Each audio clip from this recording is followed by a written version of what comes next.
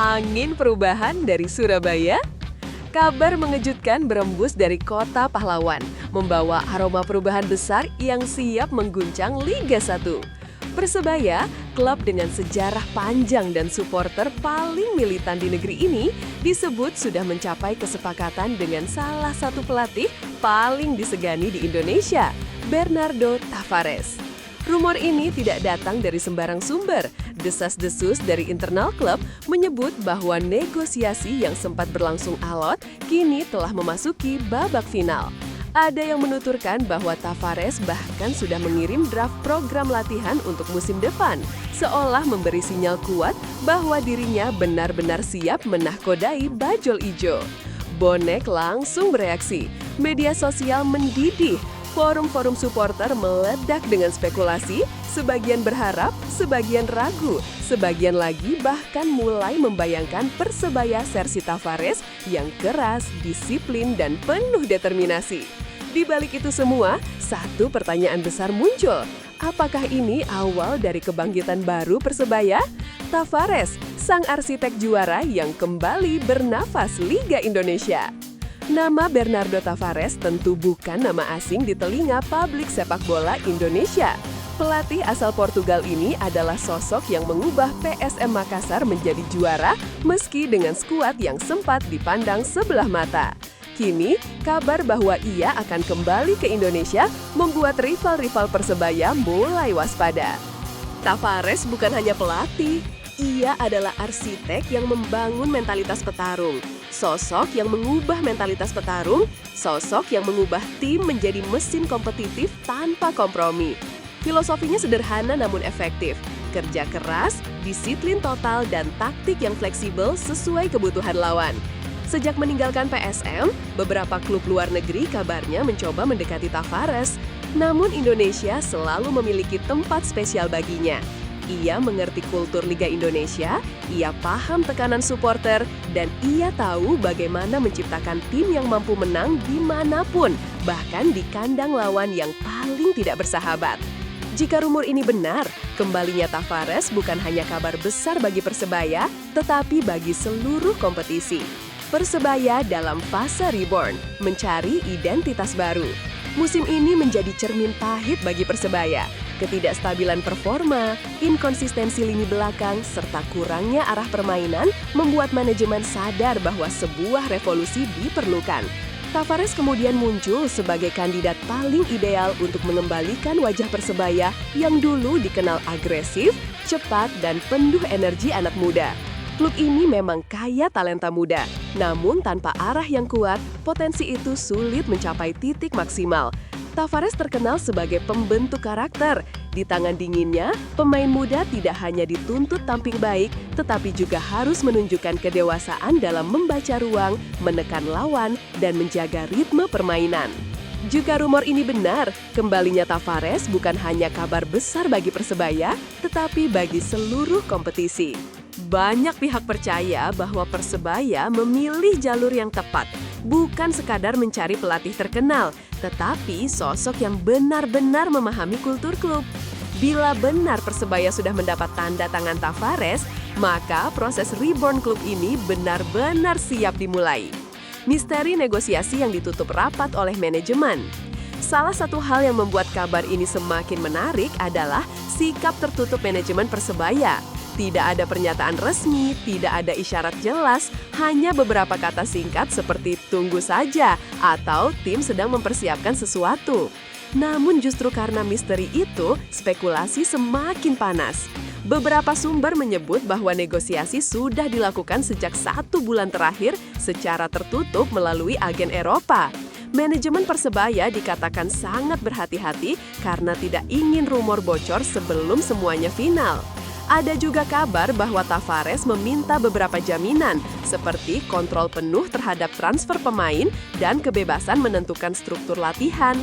Persebaya yang sedang membangun fondasi baru disebut setuju dengan permintaan tersebut. Semua ini membuat publik bertanya-tanya, akankah manajemen akhirnya membuka tirai dan mengumumkan era baru? Bonek, harapan, kecemasan, dan euforia yang menyatu. Reaksi bonek adalah salah satu bagian paling menarik dari drama ini. Supporter yang terkenal paling vokal di Indonesia ini langsung menyambut rumor kedatangan Tavares dengan emosi yang campur aduk. Banyak yang berharap Persebaya akhirnya kembali ke jalur juara setelah beberapa musim terombang-ambing tanpa arah. Mereka membayangkan stadion penuh dengan sorakan, permainan agresif, lini belakang kokoh, dan energi yang tidak pernah padam sepanjang 90 menit. Namun, sebagian bonek lainnya merasa perlu menahan diri. Mereka trauma dengan beberapa rekrutmen sebelumnya yang berakhir tanpa hasil signifikan. Mereka ingin bukti nyata, bukan sekedar rumor.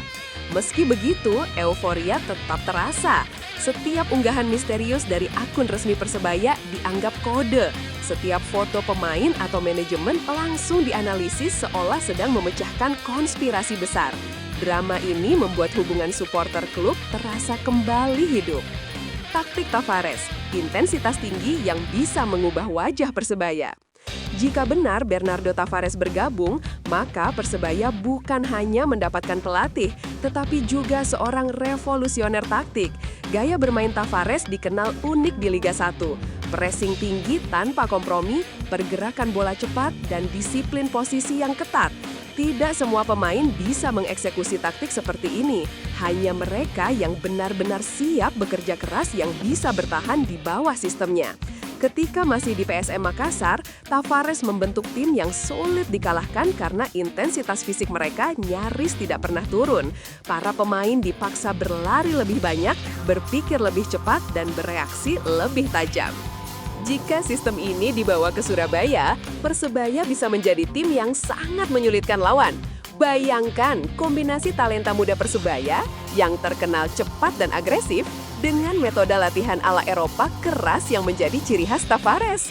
Banyak analis percaya bahwa Persebaya bisa berubah menjadi tim yang tidak hanya menarik ditonton, tetapi juga sangat efektif.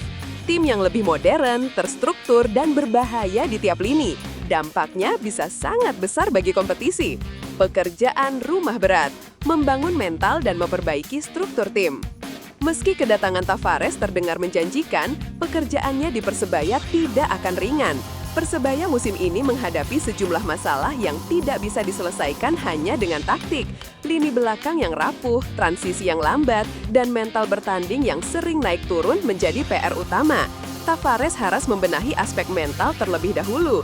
Ia dikenal sebagai pelatih yang tidak mentoleransi pemain malas, pemain setengah hati, atau pemain yang tidak siap tempur. Metode latihannya yang keras sering membuat pemain terkejut, tetapi hasil akhirnya selalu terlihat jelas. Struktur tim juga harus dibangun ulang. Tavares terkenal dengan kemampuan menciptakan identitas permainan yang jelas, sesuatu yang hilang dari Persebaya musim ini. Bagi banyak pemain muda, ini akan menjadi momen penentu.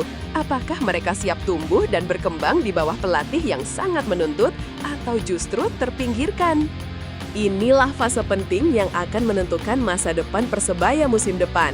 Efek domino, transformasi manajemen, transfer pemain, dan kultur klub. Kedatangan pelatih besar seperti Tavares selalu membawa efek domino terhadap klub. Sumber internal menyebut bahwa Persebaya siap melakukan restrukturisasi dalam banyak aspek. Mulai dari rekrutmen pemain, pola latihan, hingga evaluasi departemen teknis.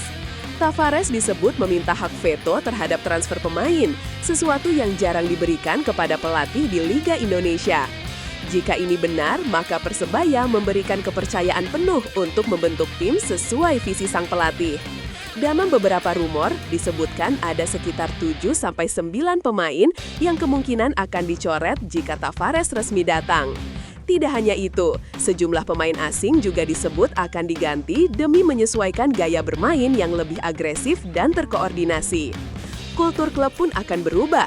Persebaya yang selama ini dikenal memberi ruang untuk pemain muda, kini akan diarahkan menjadi tim dengan ambisi juara yang jelas.